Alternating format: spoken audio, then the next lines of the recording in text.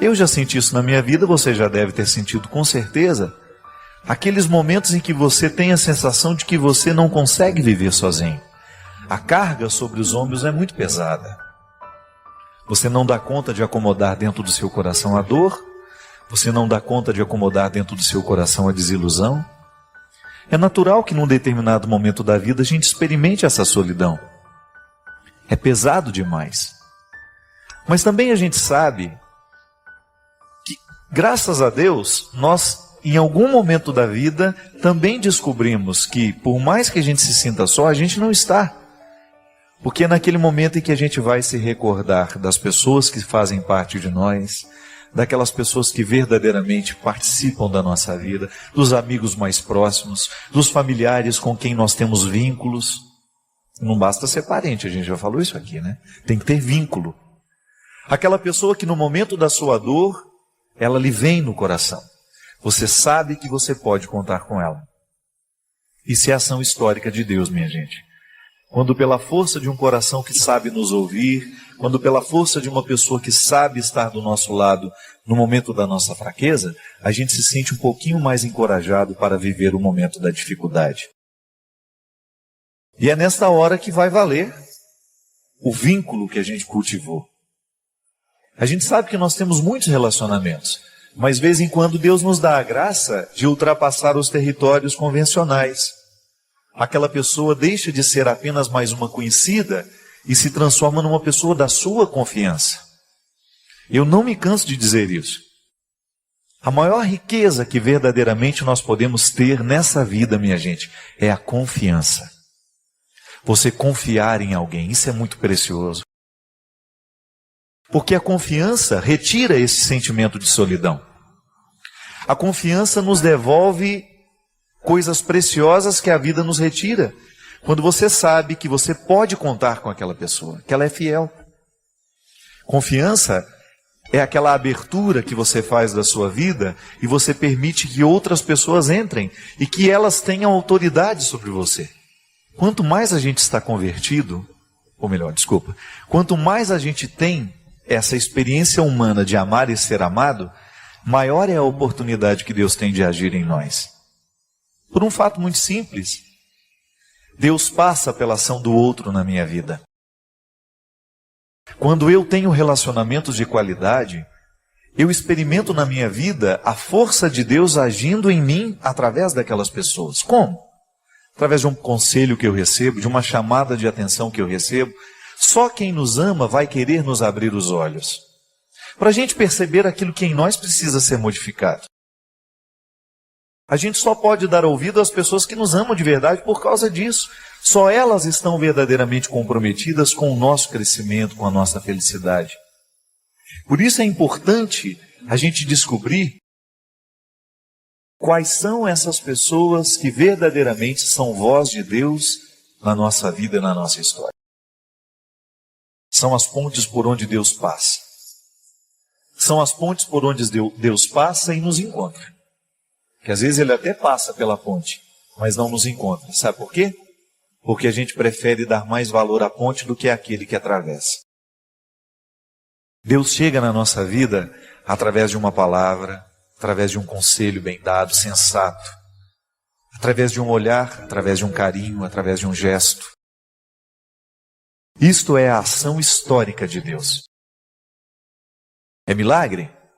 Pode ser que seja. Mas este milagre nós provocamos.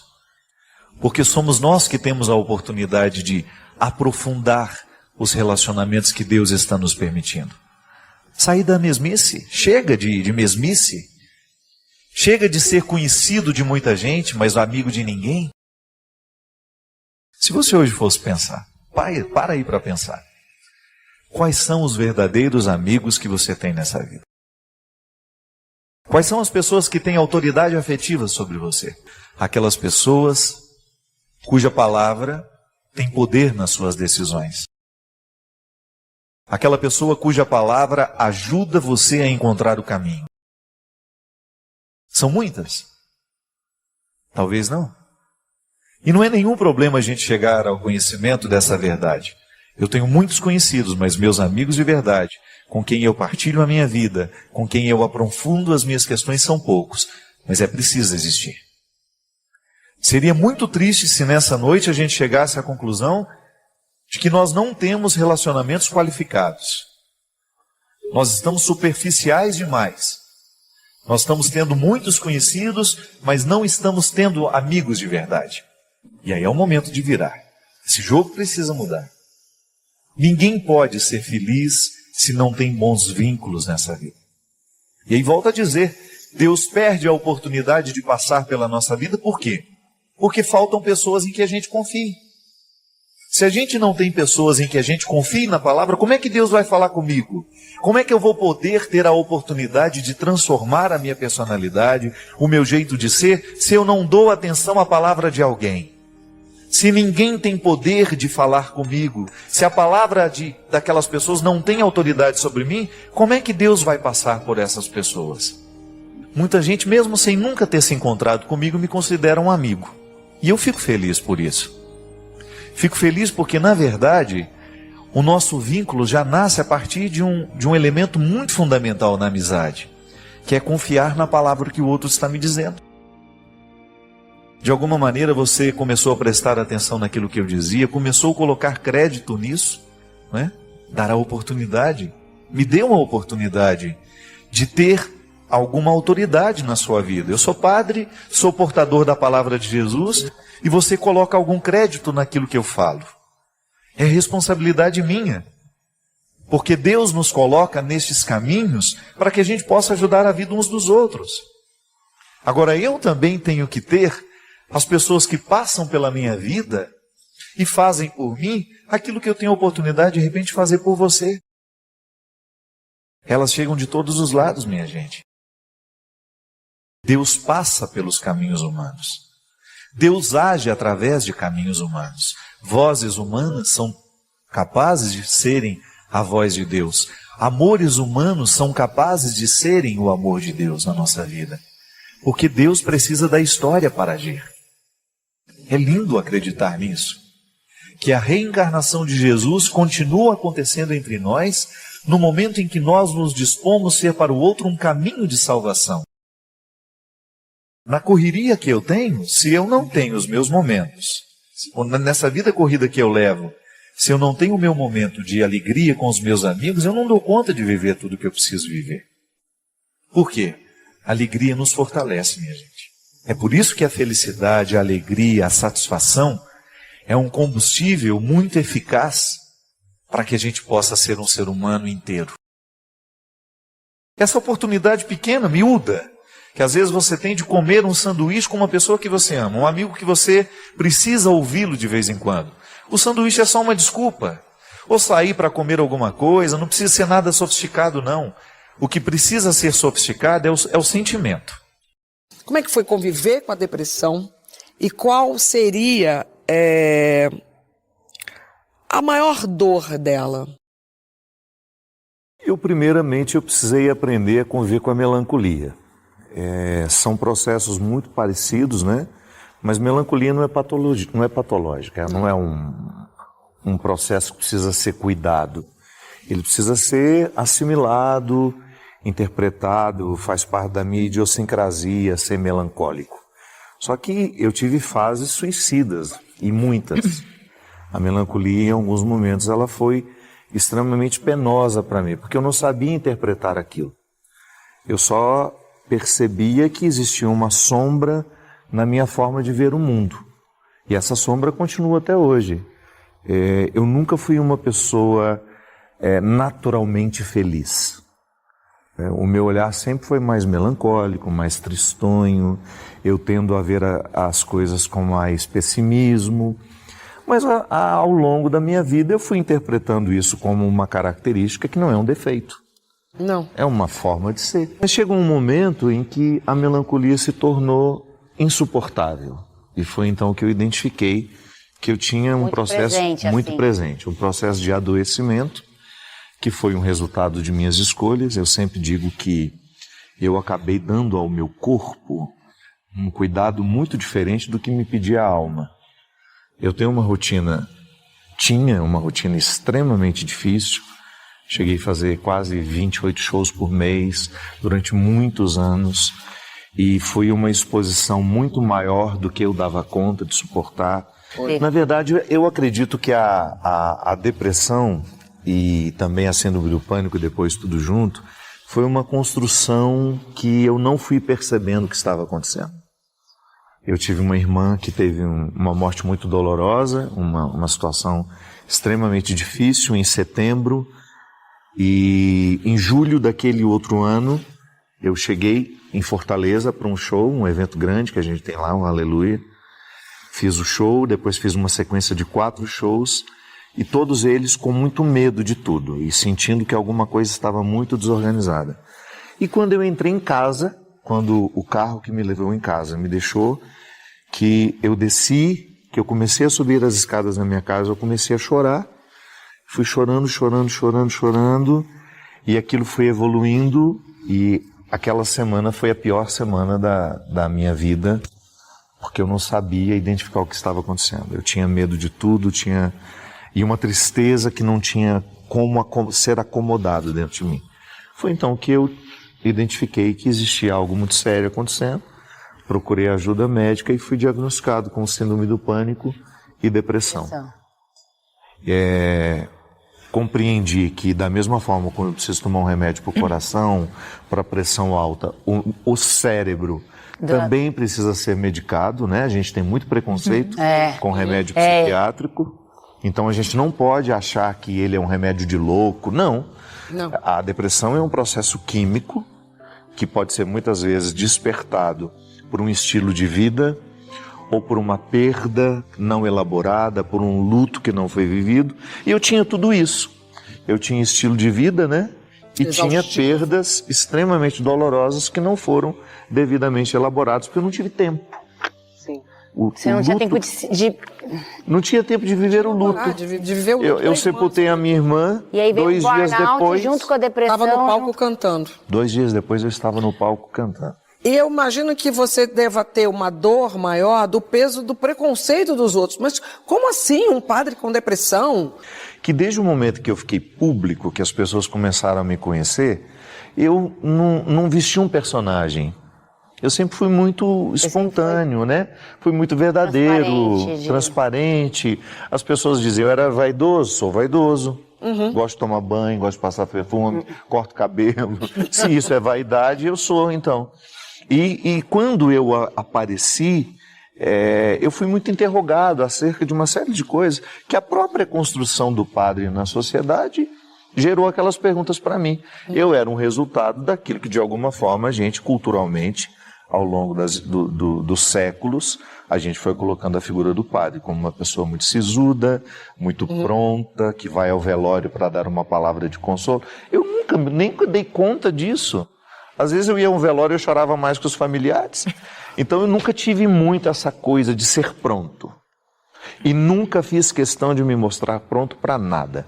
Sou um homem miserável, que erro o tempo todo e às vezes erro de forma muito cruel, faço o oposto do que eu gostaria de fazer, caio nas ciladas do meu temperamento, sou vítima do meu temperamento, sou vítima da minha falta de inteligência, da minha falta de lucidez. Então, estava tudo certo. No momento que eu precisei dizer, gente, não quero viver, eu me lembro que eu fui ao bispo, eu sou muito impetuoso, né? E a primeira coisa que eu quis foi me livrar de todas as minhas responsabilidades como padre. E o Dom Wilson me recebeu, eu chorei muito na frente dele, eu falei, eu não quero mais continuar, eu não tenho condições de continuar, eu quero morrer, eu não quero viver, então eu quero que o senhor me dispense hoje. E ele foi muito sábio, ele falou assim, você tem todo o direito de querer desistir, de sentir tudo que você está sentindo, mas dê um tempo para que essa resposta seja mais consciente. E ele tem razão, né? Eu acho que nos extremos da alegria ou da tristeza, a gente não deveria tomar nenhuma decisão importante. Eu vi uma frase no filme do Coringa uma vez que eu achei bem me marcou muito, né? Que ele falava, as pessoas, a pior parte de ter uma doença mental é que as pessoas esperam que você haja como se você não tivesse. E isso é muito sofrido, né? Muito dolorido. E você falou sobre tristeza e depressão. Eu vi uma coisa migrando, assim, né? Porque a tristeza, existe um motivo para você estar triste, né? Você sabe por que você está triste. Então, você entende, você sofre por aquilo e vai sempre ali revisitando aquele motivo. A depressão é a tristeza que se instaura, né? A tristeza que chega e fica e se aposta e começa a te impedir de fazer as coisas. Eu vi uma vez um depoimento de uma menina em depressão que ela falou: eu não tenho desejo de tirar a minha vida. Eu tenho desejo de nunca ter existido. E isso foi muito profundo para mim. No livro do Desassossego, do Fernando Pessoa, ele fala também, se o coração pudesse pensar, ele pararia. Então, mas, Larissa, isso que você está dizendo é muito confuso na cabeça das pessoas. Sim. Às vezes a gente quer medicar a tristeza, mas não sabe medicar a depressão. Sim. Tristeza não tem que ser medicada. Isso. Tristeza faz parte da vida. É processo inerente da condição humana.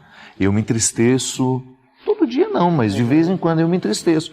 E eu não preciso tomar um remédio para isso. Exato. Mas quando você percebe que a tristeza, ela se estende, ela não passa, ela já virou quase que uma rotina para você, então está na hora de pedir ajuda. Este aspecto que você salienta é um impeditivo para muitas pessoas reconhecerem que tem depressão. Porque é como se fosse uma coisa anulando outra.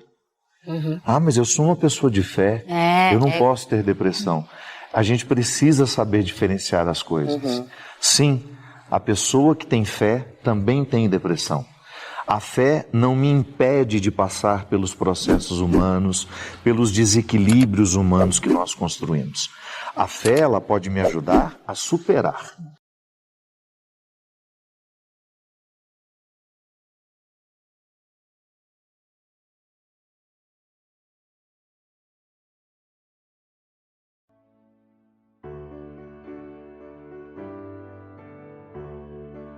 Em nome do amor a gente sequestra o outro, né? Coloca dentro do cercado, faz cativeiro, é assim mesmo.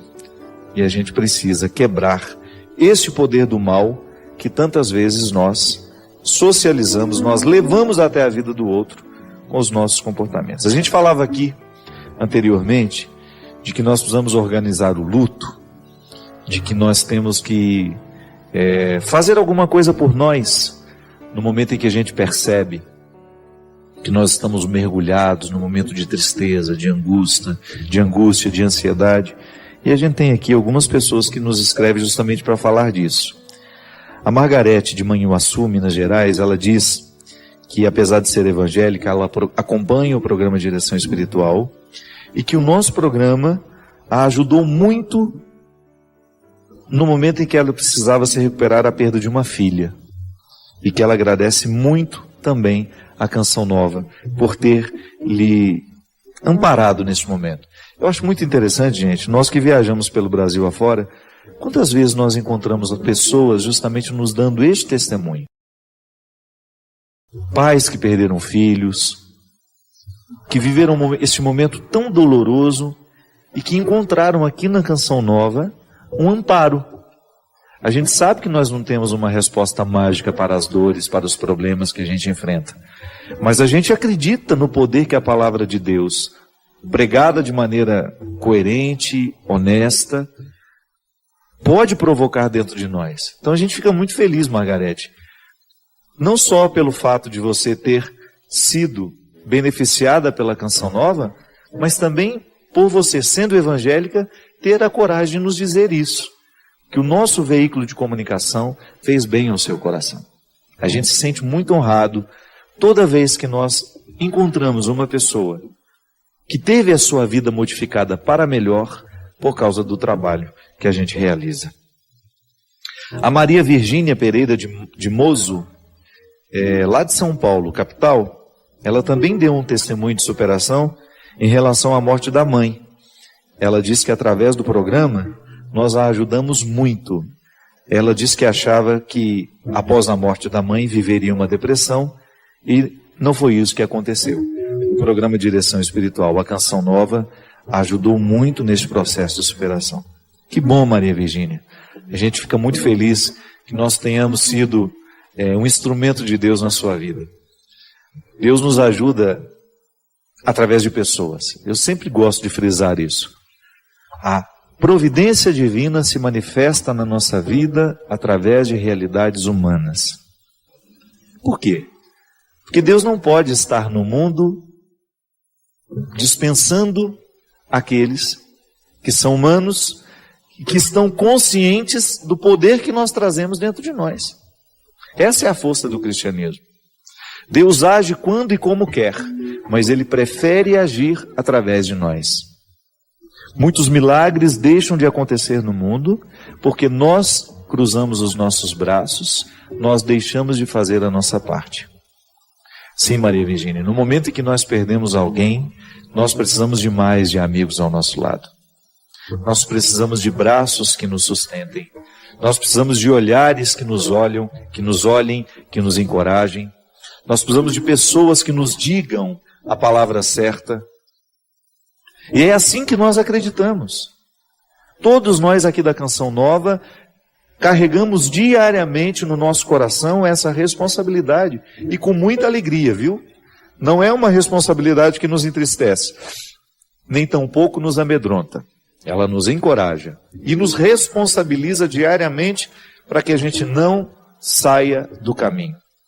É muito bom quando a gente fica sabendo que nós participamos do processo de superação de uma pessoa. A Suzana Souza é muito grata a nós, porque ela diz que através do programa Direção Espiritual, ela sentiu o seu coração ser confortado no momento de luto. E ela se tornou seguidora a partir disso. A Silvana Aparecida, lá de Santa Maria, Rio Grande do Sul.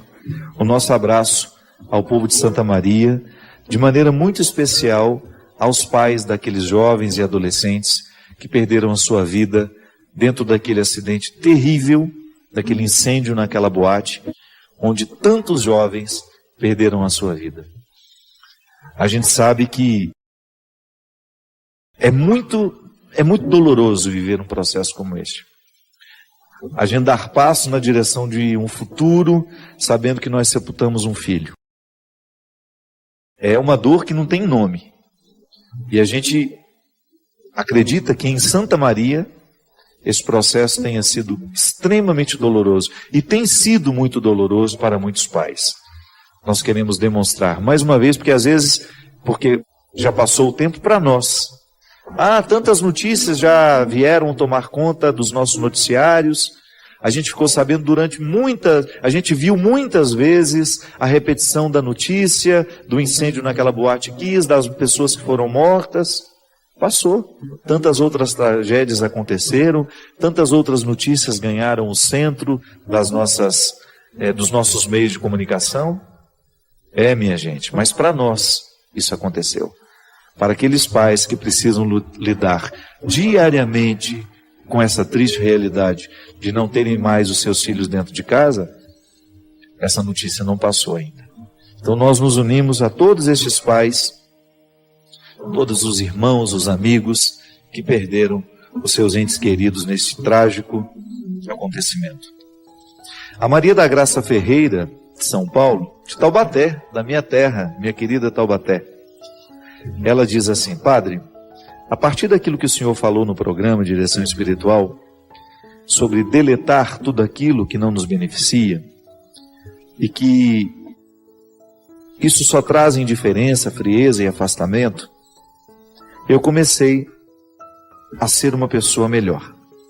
Comecei a ser mais feliz, frequentar a academia, a igreja, visitar os doentes, ajudar na minha igreja, procurando seguir os passos de Jesus, que são os caminhos de fé, verdade e vida. Obrigado, Padre, por ter sido uma luz na minha vida. Todas as quartas espero uma palavra de fé, de amor, de vida, de alegria, que é o que o Senhor tem trazido para todos nós. Seja sempre esse sacerdote do povo. Muito obrigado, Maria da Graça. É nossa, como dizia aqui anteriormente, é nossa satisfação saber que a gente participou de maneira eficaz, que Deus pôde contar com a gente para agir na vida de seu povo. Essa é a verdadeira encarnação do cristianismo em nós. Se em Maria o Verbo se encarna, e o Verbo é Jesus, e que com o seu título, Por ser Ele o nosso Salvador, nós o chamamos de Jesus Cristo, que é o Salvador da nossa vida, e que após a sua morte e ressurreição, Ele continua no mundo, colocando-nos nessa oportunidade muito feliz de sermos os legítimos representantes de sua presença.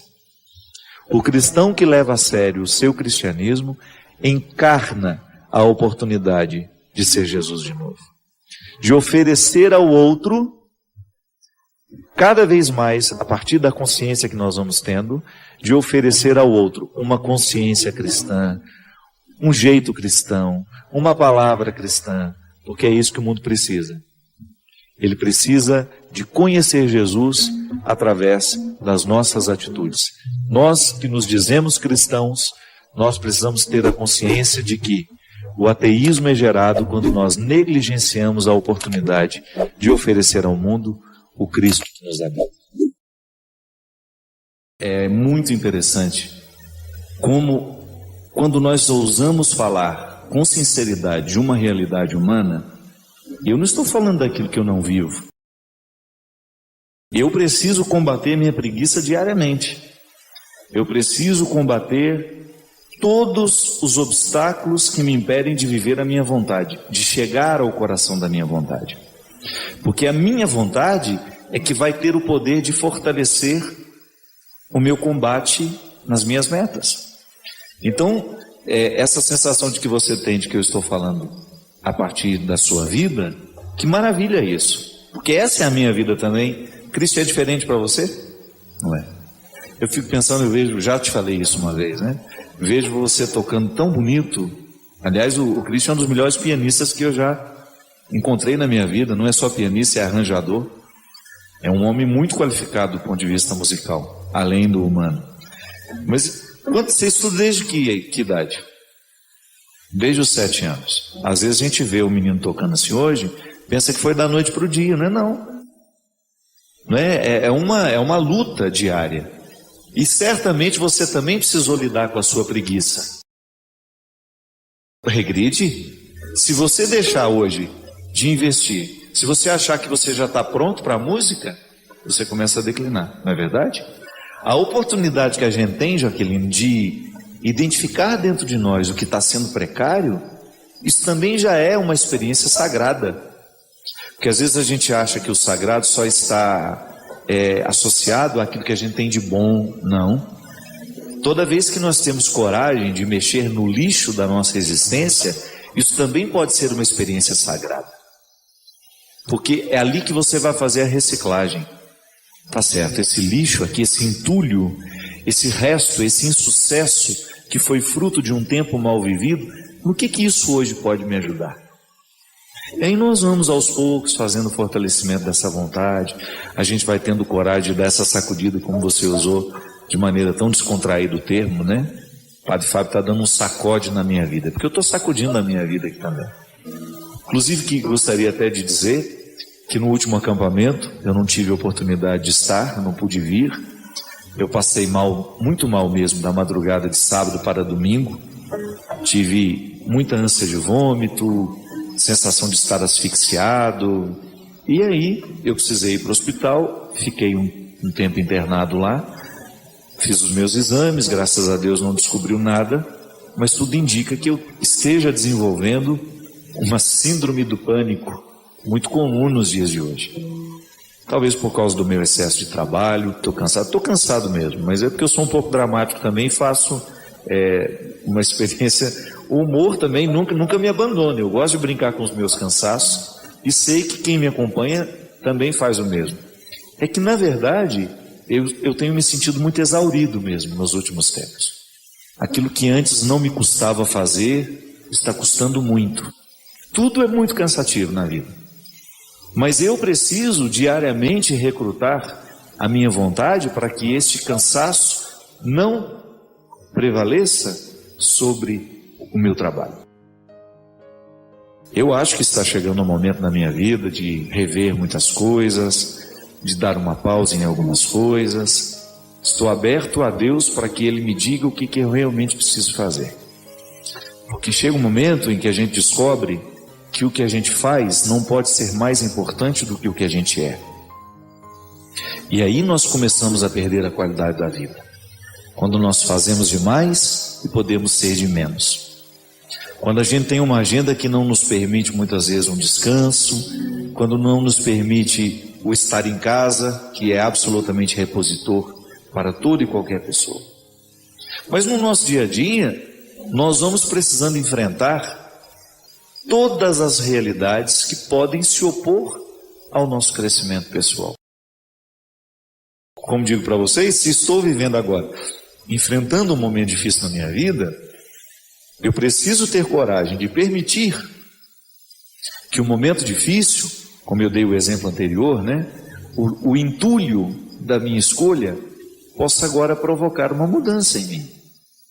É assim que funciona.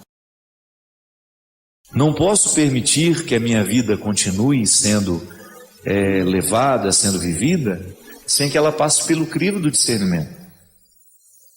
Eu sei que às vezes nós temos muita dificuldade de ouvir o que nos incomoda. Eu sei que às vezes a própria pressa da vida que a gente leva, o excesso de comunicação, o excesso de coisas que a gente... É impressionante como nós temos muitas coisas ao mesmo tempo para fazer, muitas respostas ao mesmo tempo para dar. E isso vai nos cansando, isso vai minando a nossa disposição. E aí, porque nós estamos sem disposição, a preguiça nos puxa. E a gente deixa de fortalecer a nossa vontade. E quando nós enfraquecemos a nossa vontade, quando nós não fortalecemos essa vontade, você a enfraquece, que ela não fica estacionada. É igual o Cristo disse, o que toca precisa tocar todos os dias, porque senão ele regride. Ele não fica estacionado no que ele sabe, ele desaprende com o tempo. A vontade é a mesma coisa, ela nunca fica estacionada, ela vai regredir. Se eu deixo de investir nela, ela regride. Por isso que eu preciso fazer diariamente o exercício, como dizia Santo Agostinho, de fortalecer em mim a minha vontade. É igual quando você precisa viver a superação de um relacionamento que te faz mal. Você terá a tentação de voltar àquela pessoa, mesmo sabendo que ela faz mal, porque você está movida por uma dependência afetiva. Se você não fortalece a sua vontade, você jamais poderá viver a libertação daquele relacionamento danoso. É o que a gente fala aqui no livro Quem Me Roubou de Mim, quando a gente faz uma diferenciação entre o desejo e a vontade. Muitas pessoas são movidas pelos seus desejos, que são aquelas realidades superficiais em nós. Agora, quando a pessoa é movida pela vontade, ela vai ser capaz de identificar o que de fato ela está precisando. Então, vamos aí lutando diariamente para que essa vontade encontre um lugar para crescer. Isso é fruto da vida espiritual em nós, né?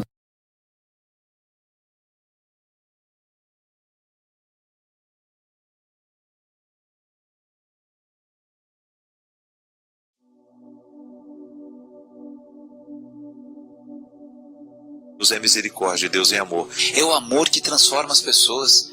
É o amor que muda, é o amor que dá significado à vida. A nossa vida ela só tem significado porque algumas pessoas nos amam e a gente ama essas pessoas. Senão a vida seria um horror. Se você não amasse ninguém, você vai de um lado do outro, aí você chega em casa, você não tem ninguém para ver, ninguém para ligar, ninguém para falar, ninguém para dizer aquilo que aconteceu. Você fala assim, mas que sentido tem minha vida? O que dá sentido à minha vida é o amor. E o autor da vida, que é Deus, ele só pode ser a plenitude do amor. Senão, o que daria sentido à vida é a vingança. Aí Deus seria o Deus da vingança.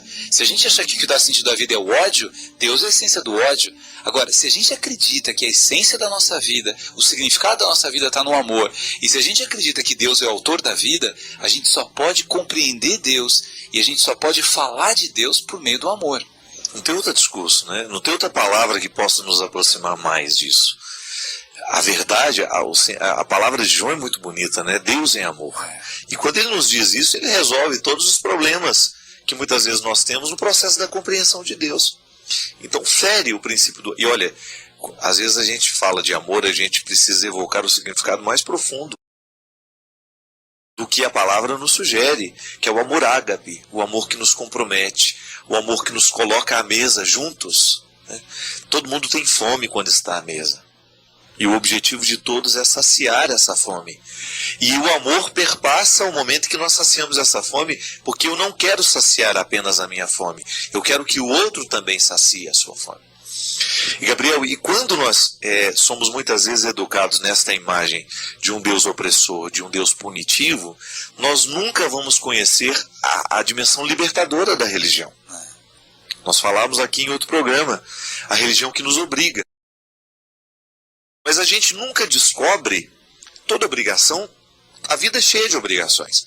Nós não queremos cair nessa ilusão de que nós vamos viver uma vida sem obrigações. Isso é bobagem. A escola impõe obrigações, o trabalho impõe obrigações e a religião também.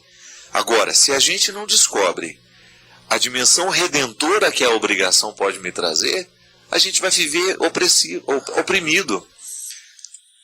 E o filósofo já dizia, né, que o ateísmo nasce no mundo justamente no momento que nós descobrimos que o Deus que nos foi anunciado é pior que nós. Aí para que acreditar nele, né? Para quê? Eu gosto muito do André Torres Queiruga, né, que é o teólogo que eu estudei na minha dissertação de mestrado. Outro dia até um amigo que eu nunca vi, nunca encontrei, Jorge Formenton, ele, não sei se é assim que pronuncia o nome dele, é assim que escreve. Ele mandou um e-mail para mim falando: ô padre, ele é muito interessado, muito curioso, eu queria tanto ler um pouco de teologia, o que o senhor me sugere? Aí eu sugeri algumas obras do Queiruga que eu sei que fariam bem, é um menino muito capacitado, muito estudioso. E aí um tempo depois ele me passou um e-mail dizendo assim: padre, eu preciso lhe agradecer, porque o senhor não tem ideia do quanto que a teologia do Queiruga me fez bem. Me fez bem porque me ajudou a reconstruir a imagem de Deus dentro de mim, que essa é o grande papel do bom teólogo, né? Aquela teologia que reconstrói. De repente a gente foi vítima de uma teologia caricata, né? Onde ensinou um Deus a partir dos moldes da opressão, do pessimismo. E aí ele estava, parece que, respirando mais leve, né? Porque descobriu que Deus é amor. Teologia de Queiruga não fala outra coisa, mas ele não ensina uma teologia descomprometida com a realidade. Esse amor que a gente reconhece em Deus, nós temos que responder imediatamente ao amor que a gente tem aos outros, ao respeito que a gente precisa ter à ecologia. O Queiruga escreve, faz teologia pensando no todo da vida. No amor ao próximo, no amor ao cosmos, no amor à ética, no amor à verdade, no amor à beleza. A vida é o lugar desta revelação. E aí, Gabriel, a gente descobre o quanto que uma pessoa que muitas vezes viveu de maneira opressora a sua experiência religiosa, no momento em que ela descobre um caminho de libertação, o quanto aquilo faz bem a ela. Se a religião não fizer bem, tem alguma coisa errada. Verdade. Não é? Você tem que ir para uma igreja e sair melhor. Você tem que ir para um sacramento, você tem que sair melhor, senão tem alguma coisa errada, né? Você foi até lá, você foi à casa do pai, não é uma delícia a gente voltar para a casa da mãe, a casa do pai. Quando você chega na casa da mãe e do pai, a coisa está toda complicada, tem alguma coisa errada. E o nosso pai e a nossa mãe terrenos são imperfeitos, Deus é perfeito. Então se você chega na casa do pai, e se você sai pior de lá, você sai com raiva, você sai querendo julgar as pessoas, tem alguma coisa errada acontecendo. Não pode ser assim, né? Religião vem de religar, ligar, fazer a nossa ligação com Deus.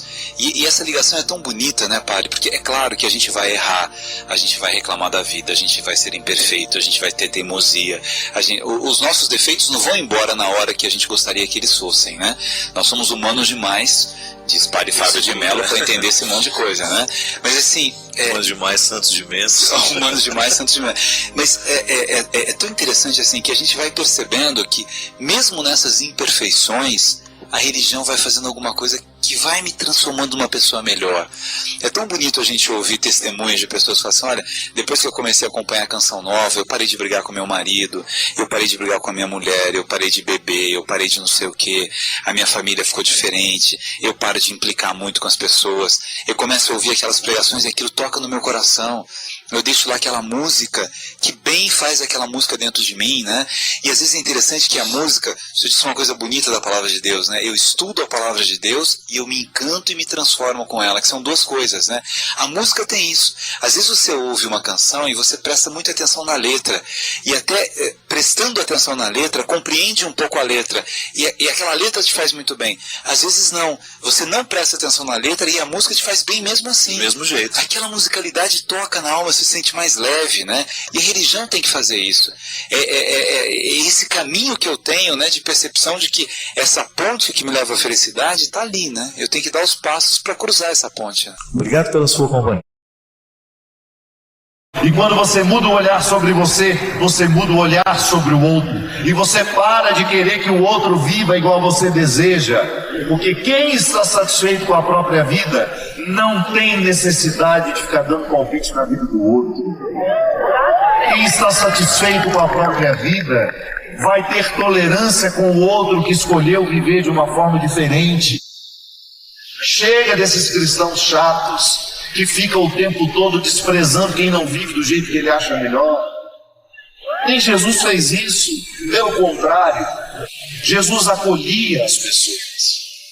Então, qualquer mudança que tiver que acontecer, que aconteça depois que você voltar a se amar. Se amar como Deus ama.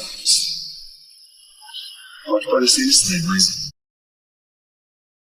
se você olhar o RH de Jesus, foi o pior da história da humanidade.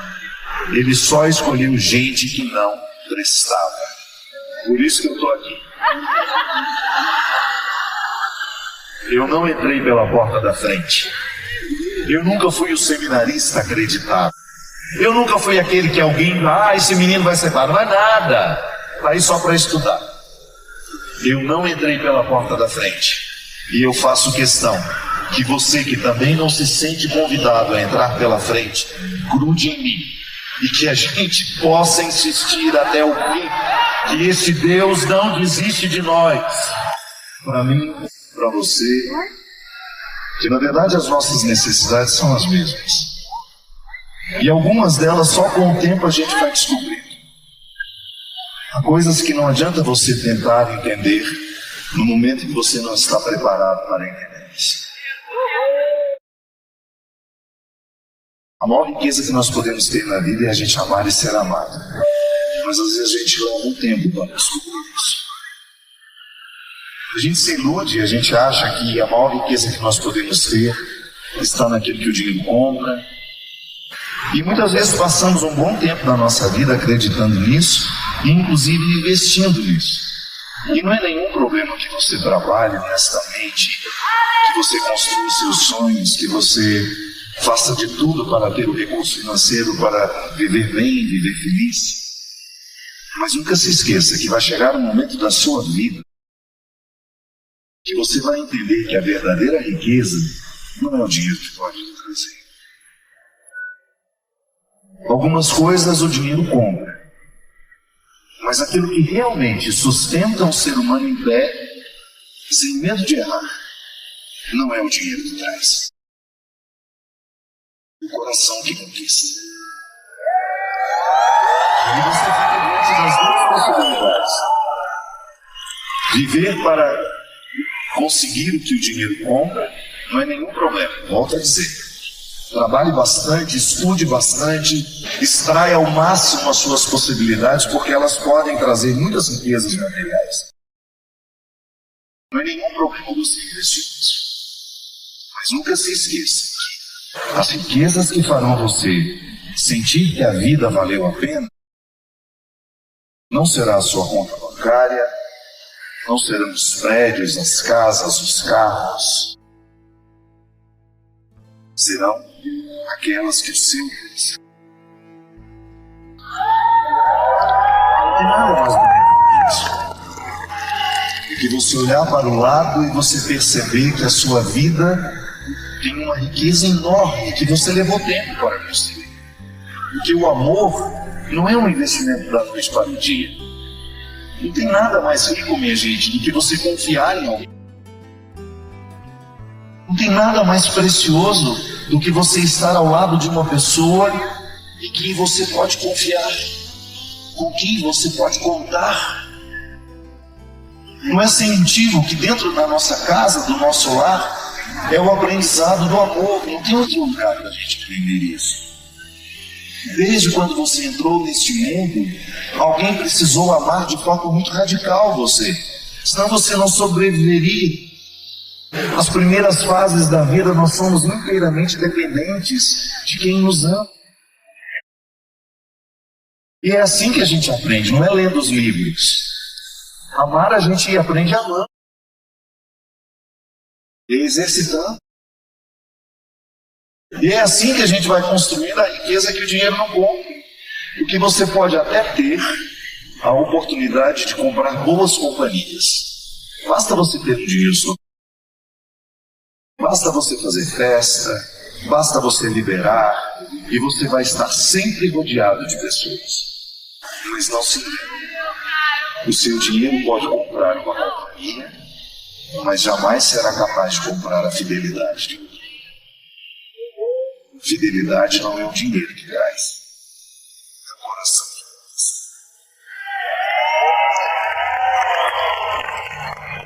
Eu desejo do fundo do meu coração que você trabalhe muito, que você tenha muitas possibilidades de realizar os seus sonhos, aqueles que o dinheiro pode comprar. Mas eu desejo do fundo do meu coração que você esteja rodeado de pessoas. Porque o que faz a vida valer a pena, é o tanto de amor que a gente ama. São as pessoas que a gente constrói ao nosso lado, são os vínculos que você sabe que vão durar a vida inteira. Por mais que a gente saiba que o outro vai morrer, que o outro vai embora, que o outro vai partir, mas enquanto ele estiver por aqui, o nosso vínculo com ele nos une de forma muito significativa. Isso é viver. Quando você, ao final de tudo, depois que ter que olhar para a vida que você escolheu viver, que você seja absolvido pela certeza de que você construiu o que realmente importa. Amar.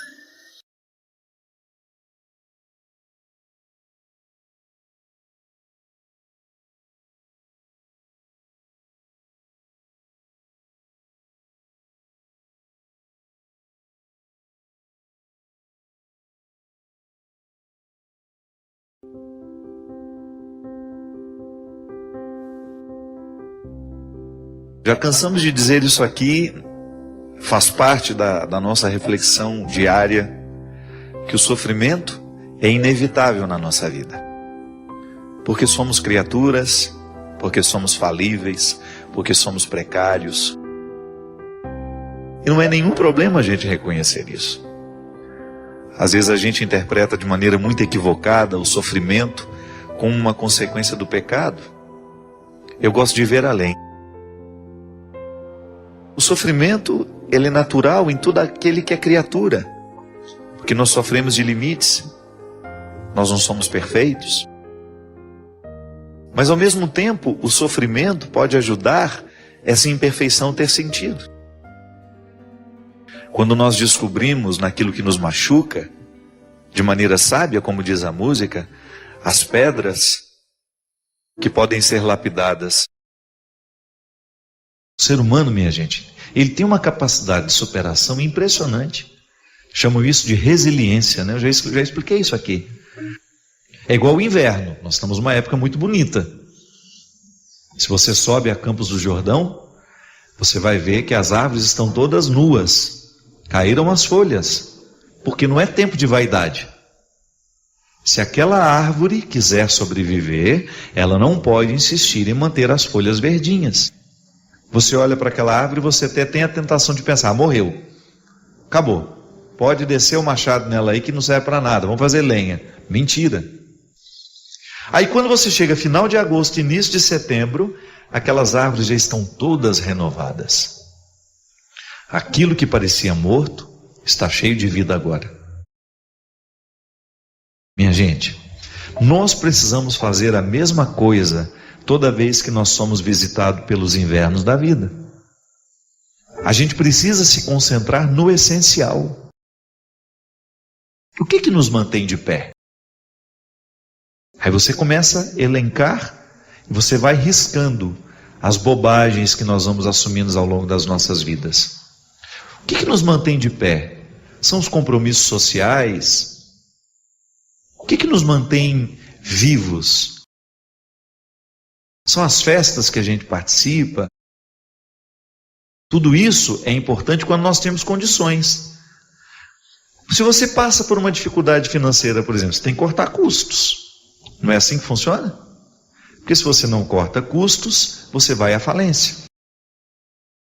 Ah, tudo bem, eu tinha condições de ter um jardineiro, eu tinha condições de ter uma pessoa que me ajudava na cozinha e eu tinha uma arrumadeira. Aí de repente seu marido perde o emprego ou reduz o salário dele, você vai ter que fazer uma redução. É a resiliência dentro do contexto familiar, é a gente ser capaz de se adaptar às novas condições financeiras. Da mesma maneira como um diamante em estado bruto, a gente pode nem reconhecê-lo, porque ele não parece ser diamante, porque ele ainda não passou pela lapidação. O diamante em estado bruto é uma pedra igual às outras. Só o olho clínico, o olho técnico identifica que ali dentro tem brilho. E por isso, o golpe duro para poder retirar os excessos. A gente é a mesma coisa. Diamantes em estados brutos que precisam ser lapidados. Diamantes que necessitam o duro golpe da lapidação, para que a gente possa fazer brilhar o que existe por dentro. Muitas situações não vão nos chegar no momento em que nós queremos. O tempo tem o seu ritmo. E aqui entra aquela questão inicial. A dimensão profética do meu batismo me denuncia. Então eu diariamente me denuncio. E isso também é profecia. Você se perguntar, você ser capaz de olhar para você? Você ser capaz de olhar para o que você está vivendo e se perguntar, o que eu preciso fazer para me adaptar a isso? Para eu não sofrer além da conta, para eu ser capaz de administrar esse momento difícil com sabedoria, com dignidade. E aí, ainda que você não tenha a resposta clara diante dos seus olhos, você está com condições de prosseguir. Nem sempre a gente consegue. Encontramos todo dia pessoas que fracassam nos seus sofrimentos. Pessoas que não sabem viver a contradição da dor. Porque a dor é um território contraditório. Quando nós somos visitados por um sofrimento agudo, é como se a coerência do mundo fosse embora. É como se a gente não tivesse condições de ajuntar as peças do mosaico que somos. Ou dar significado a cada parte. A dor, ela parece que estilhaça a nossa inteireza. Que às vezes a gente, por causa da dor que sente, a gente toma decisões precipitadas. Eu mesmo acompanhei um caso de uma senhora que perdeu o marido e o filho num acidente, e ela já aos 50 e poucos anos, queria de toda maneira adotar uma criança, imediatamente à morte, à perda daqueles entes queridos. É claro que não é sábio fazer um negócio desse. A opção por adotar uma criança não pode ser uma maneira de fugir da minha dor. Porque quando uma pessoa que nós amamos é retirada do nosso meio, o nosso mundo perde a coerência. Mas essa perda pode ser temporária. Quando pela força da ressurreição nós começamos a resgatar a memória daquele que nós amamos e que nos deixou e trazemos essa pessoa para o nosso dia a dia de outra forma, que não é mais física, não é mais material. É impressionante, minha gente, como é dom de Deus em nós a resiliência. A vida é assim mesmo, nós somos criaturas, nós adoecemos, nós morremos. E é claro que esse é um alento, eu sei que é um conforto para o coração da gente pensar, Deus me tirou. O que Ele dá, tudo que nasce um dia morre. É claro que a gente não gostaria que morresse tão cedo, a gente gostaria que todo mundo morresse velhinho, doente na cama e em casa, né? Sem aquelas aparelhagens de UTI horrorosas, estendendo uma vida que nem é vida mais. A gente gostaria que todo mundo que a gente ama morresse lá com 100 e poucos anos e apagasse como se apaga uma vela, sem sofrimento, mas não é assim. É natural que no momento em que você perde o seu filho, você sinta que Deus lhe causou um prejuízo. É uma visão ingênua, mas acontece. Depois a própria vida nos amadurece para pensar que aquilo não foi Deus. É o acontecimento natural da vida. A vida está entregue à liberdade de ser o que pode ser. Então nós estamos abertos, nós estamos entregues às mãos dessa vida, onde acidentes podem acontecer por negligências nossas, ou até porque morremos naturalmente. O corpo morre. A cada dia nós vamos perdendo a vitalidade e por isso a experiência do cuidado é tão importante para que essa saúde seja mantida. Por isso os exames periódicos, a gente vai ao médico, procura para descobrir a tempo as doenças que, se não descobertas a tempo, podem nos matar sim. É a vida. Somos nós parceiros de Deus aí na manutenção de tudo isso. Mas de vez em quando não dá certo. De vez em quando não dá certo. Por mais que a gente tenha lutado, por mais que a gente tenha tentado, a vida vem e nos rouba o que temos de mais precioso. A vida é cruel, gente, e é cruel para todo mundo. Não é cruel só com você. Onde existe vida humana, ali existe crueldade. Infelizmente, o que é a crueldade? Vamos especificar isso, né? Para não dar a impressão que Deus está sendo cruel com a gente. Porque definitivamente eu serei sempre um defensor de Deus. Eu não acho que Deus nos manda doença para nos ensinar nada. Eu acho que Deus sempre quer o bem da humanidade, o amor, a beleza, a bondade. Agora, ao entregar a obra criada a uma regra interior e livre, que existe dentro de cada condição criada, nós estamos sujeitos às leis. E o mistério de Deus, nessa hora, minha gente, acontece. Porque Deus nos fala muito mais quando nos calamos do que quando falamos. Você imagina se Deus ficar interferindo em tudo o tempo todo? Ele retira a liberdade do mundo, né? Mas tá bom, a gente acredita que quando a gente reza, Ele nos atende. Eu não estou entrando nesse mérito. Eu estou só dizendo que quando uma coisa ruim acontece conosco, não cabe perguntar por quê. Deus nos dotou de capacidade de resiliência, que é a gente mudar de forma, suportar o que está acontecendo e depois a gente reassumir de uma maneira ainda mais madura a nossa aventura de ser quem somos. A vida, quando ela é cruel com a gente, porque ela tem uma dimensão cruel, sim, eu preciso ser capaz de assumir aquela minha dor, olhar para ela com muita maturidade, esperar o tempo para que isso fique harmonizado dentro de mim e depois decidir. Não é sábio, depois de perder o marido e o filho num acidente, que eu saia correndo para adotar uma criança como se eu pudesse substituir a dor sentida por uma criança.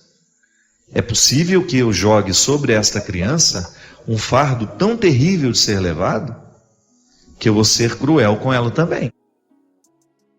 É que nós temos medo. Nós temos medo da solidão. Nós temos medo do impacto que os acontecimentos ruins causam na nossa alma. Mas não há outra maneira de superá-los senão enfrentando-os. A morte faz isso. A morte retira de nós a coerência.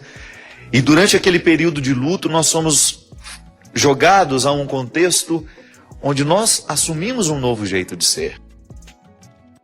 E aqui está a sabedoria.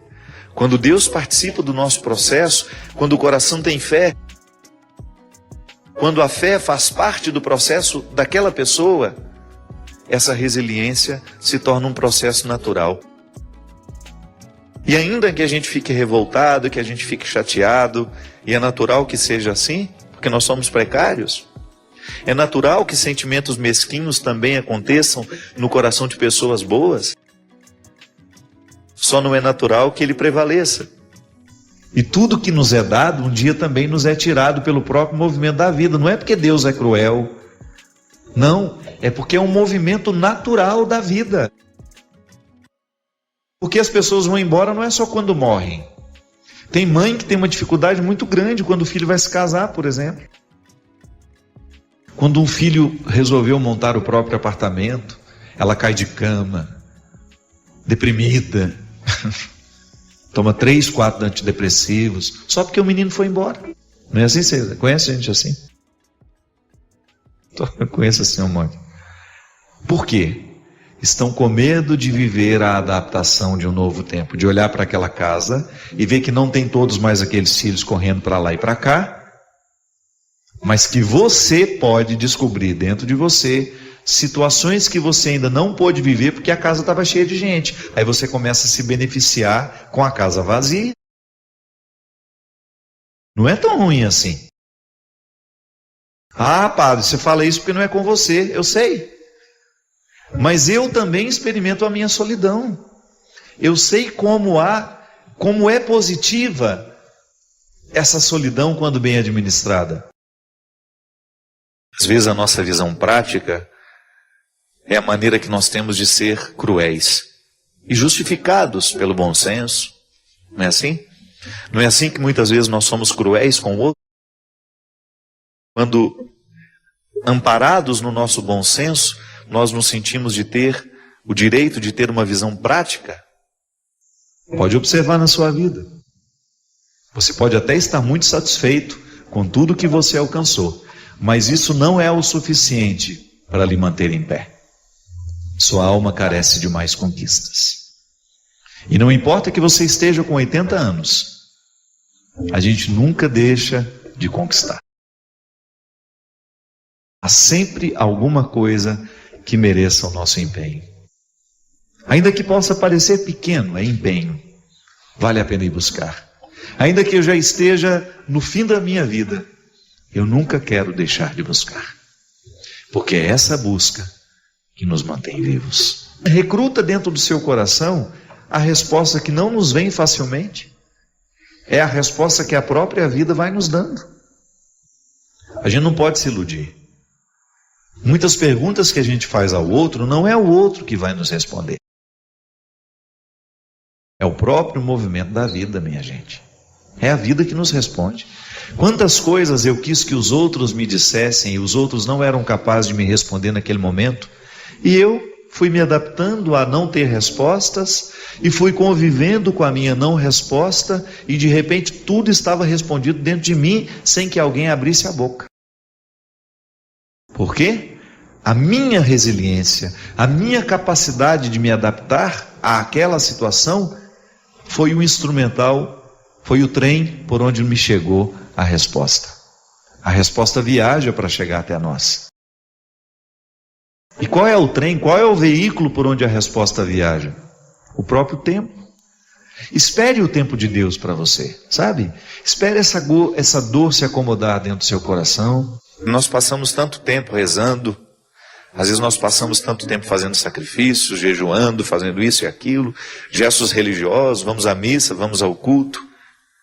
Toda essa luta nossa religiosa para poder um dia ter o direito de dizer que nós já temos um coração que sente pelo menos alguma coisa do que Jesus sentiu. Todo o empenho da religião, do processo religioso em nós, é para nos dar condições de dizer isso. Hoje eu consigo sentir, ainda que seja só 10% do que Jesus foi capaz de sentir. Que era justamente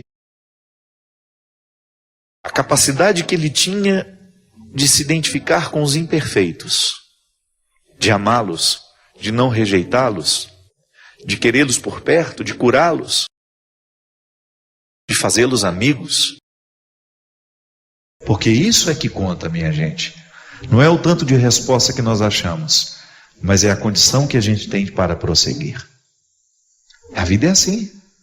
Não é fácil para você, não é fácil para mim, mas nós queremos prosseguir. Eu não quero ficar parado.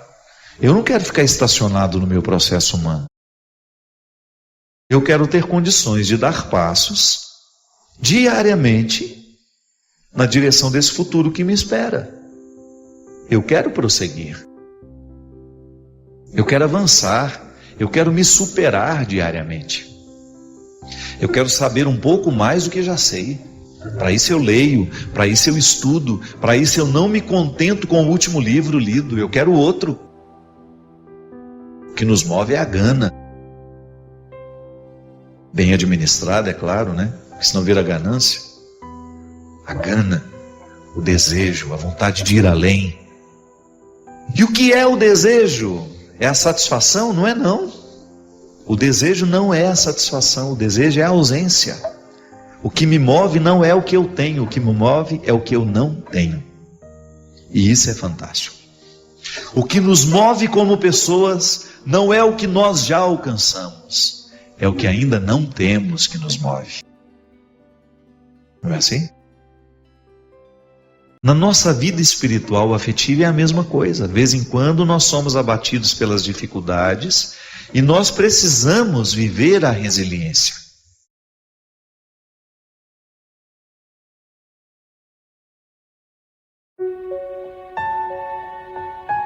Deixe seu like, inscreva-se e compartilhe para fortalecer o canal.